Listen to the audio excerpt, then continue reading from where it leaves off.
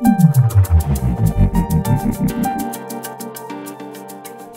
apresentando rapidinho, meu nome é Risley, bem comum, meu nome. Acredito que eu não tenho nenhum xará aqui, nem no meu prédio, talvez nem em São Paulo, mas enfim, sigamos. Eu sempre gostei, dando um pouco de contexto, né, sobre por que gamificação, né. Eu sempre gostei de jogos, mas de maneira um pouco mais analítica do que jogar em si. Eu sempre gostei de observar as pessoas jogando, eu sempre gostei de ver o comportamento das pessoas enquanto estão jogando. Enquanto eu estou jogando, sempre gostei muito de observar assim, a experiência em si, né, porque é uma das experiências que mais faz a gente engajar, né, e entrar num estado que o tempo passa e a gente só vai ali se divertindo e acaba não percebendo, né, então acaba com uma experiência muito, muito legal, assim. Então eu sempre gostei de pensar sobre, né, e analisar sobre.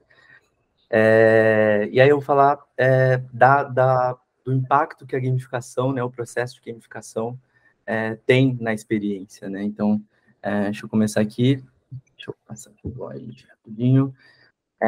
Dando o contexto do que eu vou passar para vocês, primeiro eu vou passar um conceito básico de gamificação, mais para dar contexto mesmo. Eu não vou aprofundar tanto em como que usa, como que faz a gamificação em si, mas como mais de uma maneira analítica, né, como eu falei, né, de uma maneira mais ampla e de outra perspectiva, né, mais de mercado. Mas acho importante trazer um pouco do conceito básico, assim, para vocês entenderem um pouco do que a gente vai trazer mais para frente. Vou trazer também, falar um pouco também sobre a expansão da experiência gamificada, né? Então, como que essa experiência que eu falei, né, anteriormente, que eu tenho, eu sei que muitos de vocês provavelmente já devem ter tido, né, de ter entrado nesse estado de flow, né, que muitos sociólogos chamam, enquanto você está imerso numa experiência, né, principalmente digital, né? Eu vou trazer mais exemplos digitais, né? Então, como que isso se expandiu nos últimos anos. Também falar um pouquinho do crescimento da inter-relação entre games e outras plataformas, né? Então, como outras plataformas enxergaram uma oportunidade em usar da experiência que o game causa para aplicar em outras plataformas, né? Então, tem uma inter-relação, né? Uma troca aí. A gente vai falar um pouco sobre isso. E, por fim, falar um pouco sobre metaprojeto, que é, na verdade, uma sugestão de metodologia para trabalhar com gamificação, né? Eu acho que muito tem se falado sobre a metodologia em si, né? As metodologias tradicionais, né? Design Thinking, né? Que é mais conhecido e tudo mais, elas às vezes têm um pouco de dificuldade, assim, de gerar uma experiência muito satisfatória, assim, quando usada em gamificação. É mais complicada, não é super aplicável, mas é mais complicada de se aplicar, né? Então, eu vou trazer uma metodologia um pouco mais voltada para produtos criados na contemporaneidade mesmo. Então, falando um pouco, né, do conceito básico de gamificação, né, tem várias concepções por aí. Eu extraí essa desse livro, Gamificação em Debate. Tem a Lúcia Santella, Sérgio Nesteriuk e o Fabrício Fava. A Lúcia Santella é uma estudiosa surreal, assim, nesse meio de... Ela fala muito de maneira mais dinâmica, né, da experiência digital, né. Então, fala muito sobre semiótica também, enfim, mais como uma indicação mesmo, mas... então, basicamente, a gente entende gamificação literalmente como ação de gamificar, né? Ou você tornar algo mais game, né? É difícil você usar uma tradução livre assim, né, para português para definir isso, mas mais você usar do poder que o game tem, né, em fazer essas experiências, de como os criadores de produtos digitais gamificados usam esses elementos de game para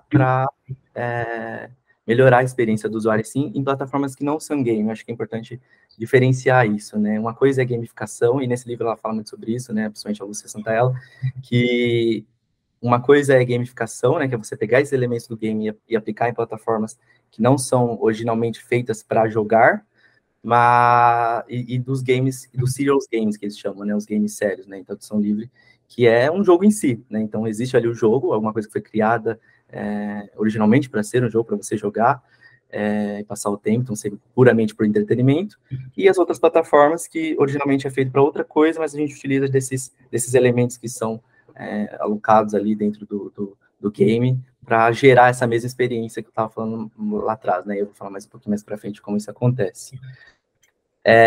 Isso aqui é bem técnico, eu não vou me aprofundar tanto, né? O Octalysis do Yu Keishu, não sei se eu pronunciei certo, mas é isso, né? Ele fala muito sobre quais são os motivadores, né? Ele explica detalhadamente, assim, se você, quem tiver mais interesse, assim, se aprofundar, vale visitar o site dele, ele disponibiliza tudo gratuitamente, tem tudo escrito, assim, item por item, de como você entender esses motivadores, né? Motivadores no sentido de o que faz a gente se sentir motivado e engajado ali dentro do game. Original, é um pouco mais utilizado por game, mas ultimamente, né, essa ideia é muito contemporânea, né, então ela é de 2015, se eu não me engano.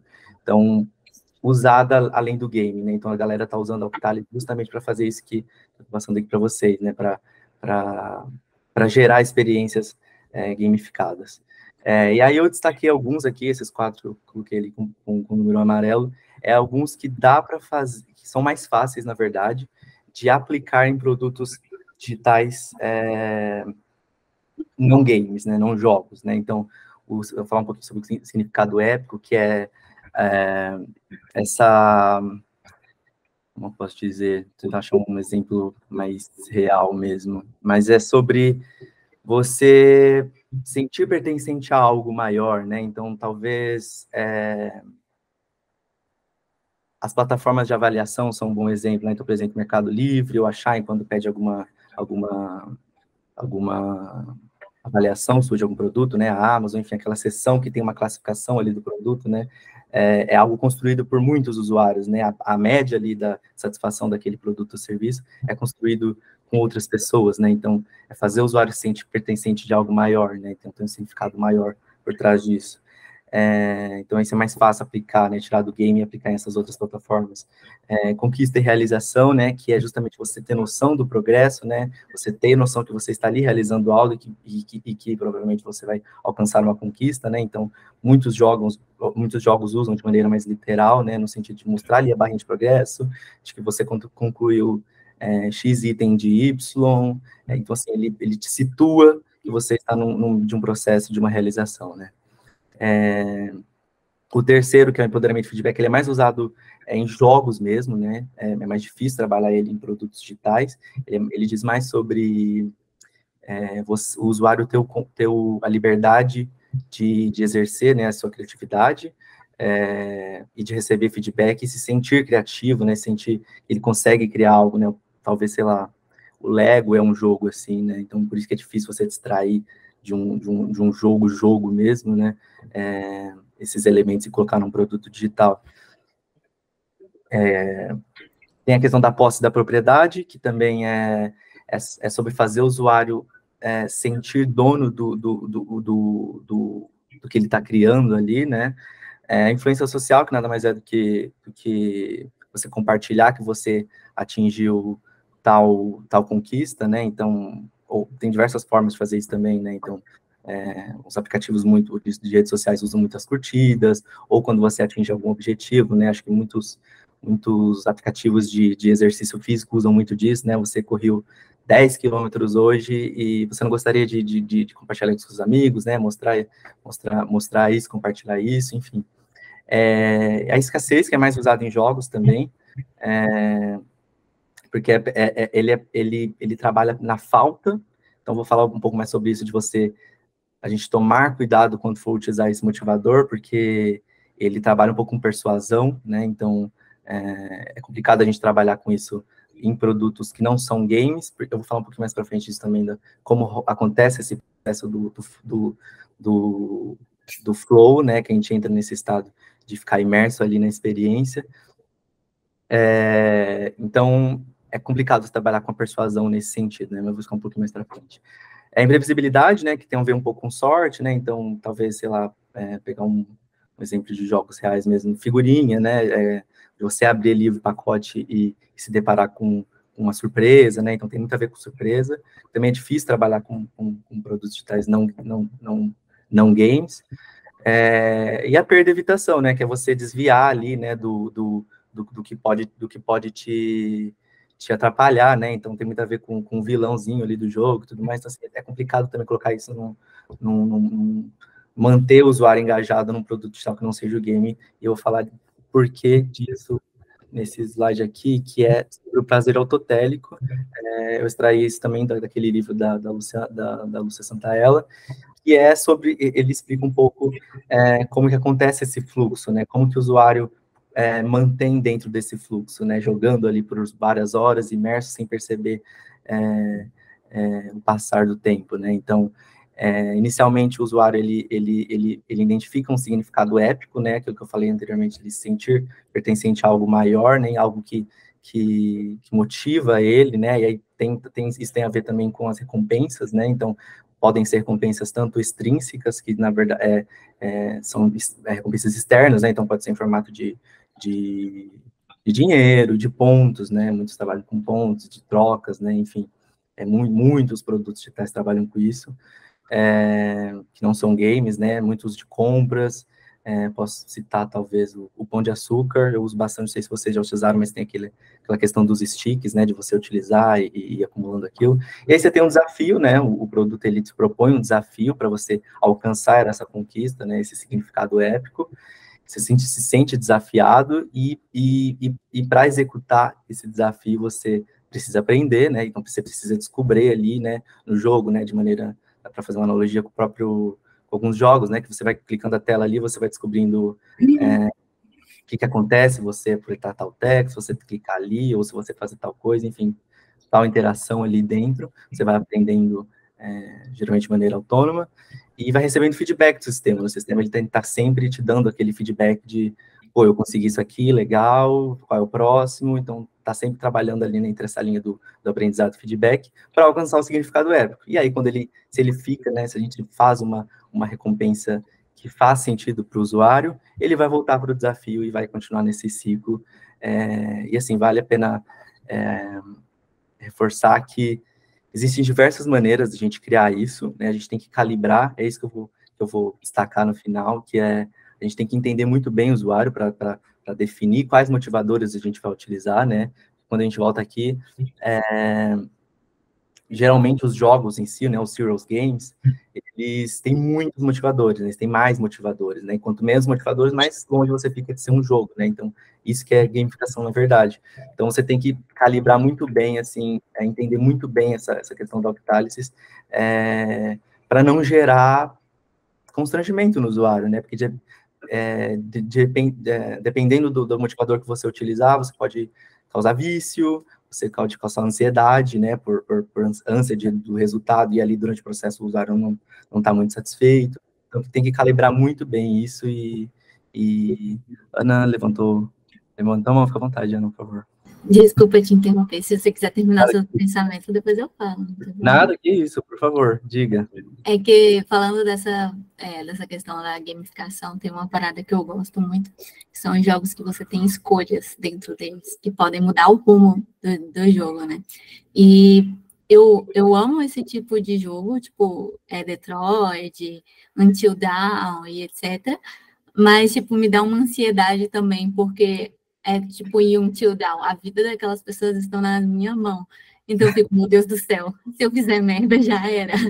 Exato, pode estar acontecendo, assim, não dá para, tem que analisar direito, né, mas às vezes está acontecendo alguma falha, justamente nesse prazer autotélico, né, então, de repente a gente está deixando o usuário escapar em algum momento aqui, né? Algum motivador não está funcionando, né, então, vale a pena a gente realmente dominar aquilo ali, entender muito o usuário, porque cada usuário tem seus motivadores, o motivador de um usuário é diferente do outro, né? O que um público vai gostar, ou provavelmente o outro não vai gostar. Então, assim, tem que testar, tem que ter muita empatia, entender o seu público para conseguir manter o usuário nesse fluxo, né? E que quando ele decida terminar, ele não quer mais jogar, ele não se arrependa do tempo, né? Ele realmente tenha visto ali como, pô, eu melhorei, eu avancei, eu concluí algo, eu me diverti, né? No caso dos jogos, né? Mas, enfim, para não deixar ele escapar desse flow e se desinteressar pela experiência em si, né?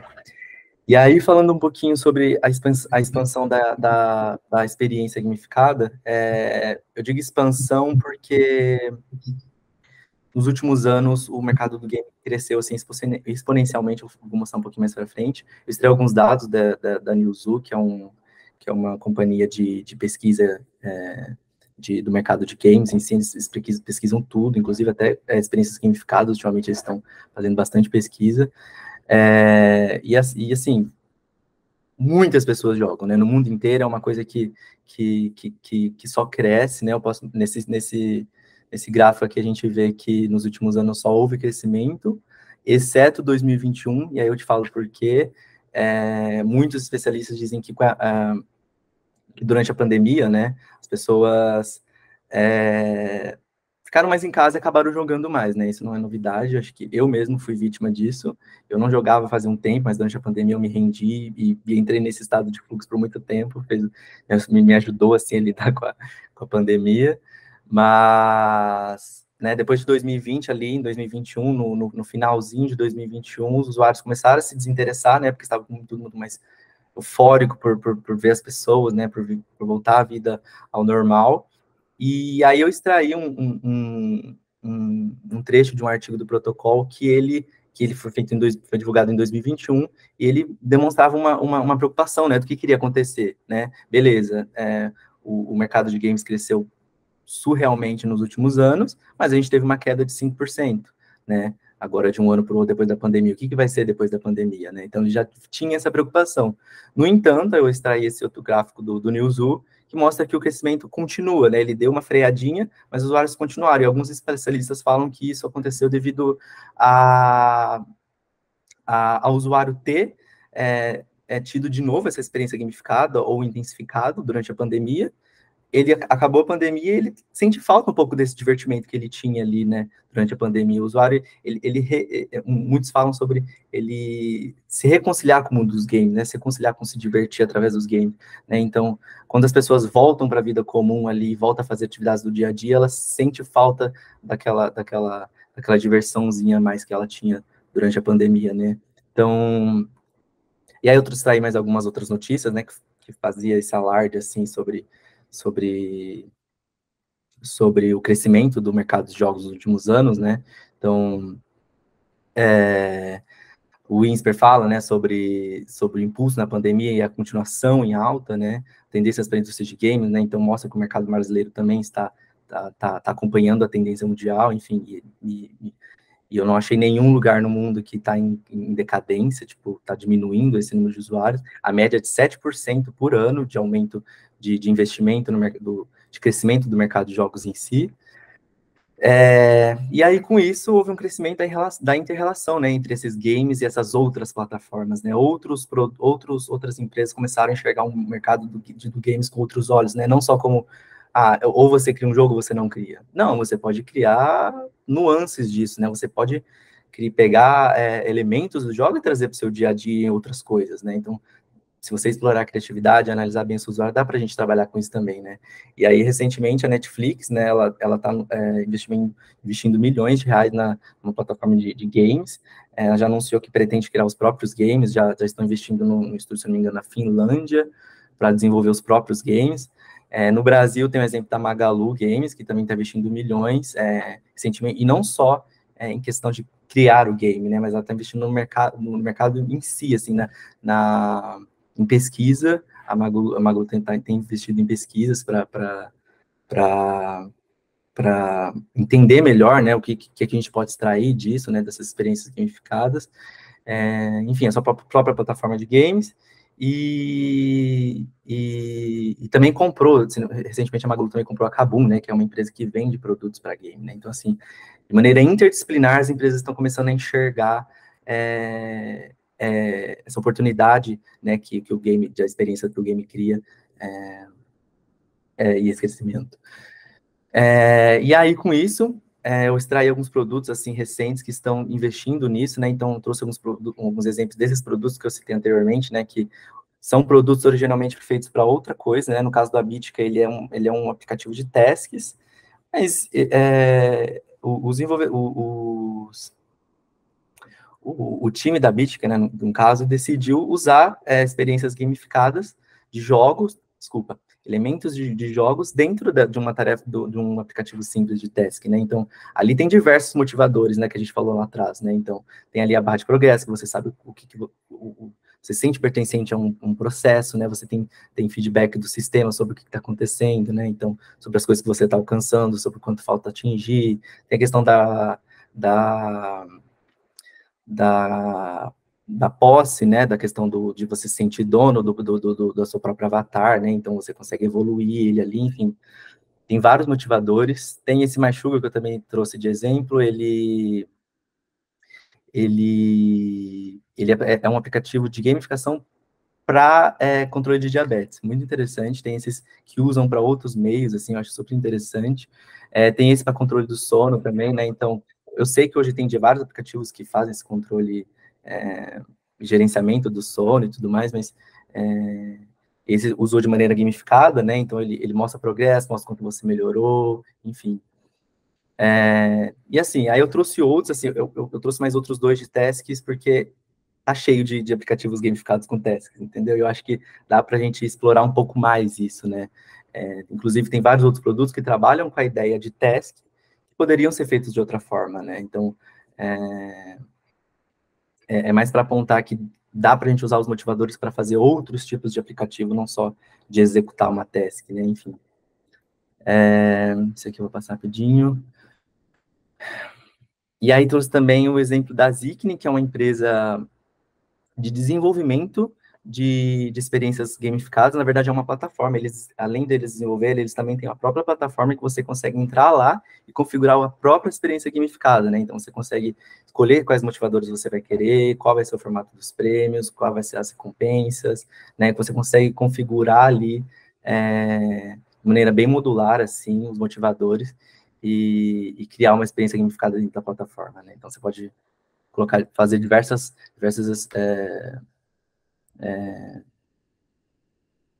como eu diria, diversas transformações mesmo, né? Você transformar outras experiências não gamificadas em games dentro da plataforma, né? De maneira mais pronta. E por fim, tá acabando, eu espero ter um tempinho pra gente conversar um pouquinho, mas eu trouxe uma sugestão, na verdade é uma alternativa para a gente conseguir entender a necessidade, se vale a pena a gente colocar a gamificação nos nossos produtos, né? E aí eu trouxe esse livro também, do Meta Projeto, o autor é o Dijon, ele é um professor da UFMG, não sei se ainda ele é professor da UFMG, mas, enfim, ele fala muito sobre essa questão do cenário atual, né, da contemporaneidade ser fluido, dinâmico, né? Então é muito difícil você entender o usuário e saber se vale a pena você aplicar tal processo ou tal ideia, né, no caso da gamificação, né, porque gamificação é uma ideia que precisa muito de investigação e empatia com o usuário para não fugir daquele prazer autotélico e acabar se tornando um produto superficial, enfim. E aí ele fala muito sobre essa questão, falou de maneira bem rápida, para a gente tentar conversar um pouquinho no final, mas então ele fala muito sobre os códigos serem híbridos, né, então ele até tem uma certa crítica com a criação de persona, né, de você definir ali uma pessoa para um perfil ali para representar alguém no meio de uma contemporaneidade cheia de códigos híbridos, né? É difícil de entender, ele chama de códigos híbridos essa coisa de você decodificar ali um público, mas com dificuldade porque é híbrido, é misturado. Hoje em dia as pessoas gostam de uma coisa e não necessariamente ela vai gostar de outra, como se pensava antigamente em algumas metodologias, né? Hoje em dia é muito difícil você definir o usuário, né? Ele vai gostar de uma coisa, não necessariamente vai gostar de outra, ele vai se surpreender, vai gostar de uma outra, nada a ver, enfim. Então, é muito importante usar de metodologias, né? Essa é uma sugestão, mas metodologias que investigam muito a fundo o usuário e criem essa empatia, para que a gente não crie uma experiência que, no final das contas, você vai se desinteressar, no meio ali você não vai achar que os motivadores não vão fazer sentido para você, não vai acabar utilizando, né? Então, assim, já é um apanhado, na verdade a minha ideia era mais trazer, assim, alguns insights, alguns apontamentos e plantar a sementinha, assim, em todas as áreas, e para que a gente considere isso e use da gamificação de maneira cuidadosa para fazer as experiências serem mais divertidas, né? A gente experimentou isso na pandemia, não, as pessoas gostaram disso, não tem por que a gente continuar trazendo isso, né? Então, acho que é algo para a gente observar com outros olhos, assim, trazer mais vezes. Faltou só um minuto, peço desculpas, mas ainda bem que a gente tem o Hub, então, assim, e eu também estou aqui, né? Então, quem se interessar, eu adoro trocar ideia sobre isso.